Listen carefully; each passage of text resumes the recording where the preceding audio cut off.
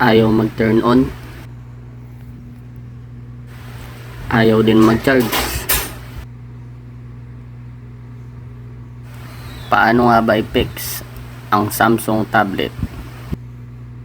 3, 2, 1.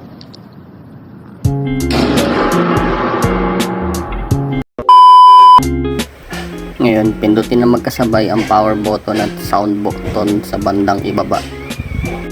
Antayin nyo lang hanggang sa mag-open ang screen.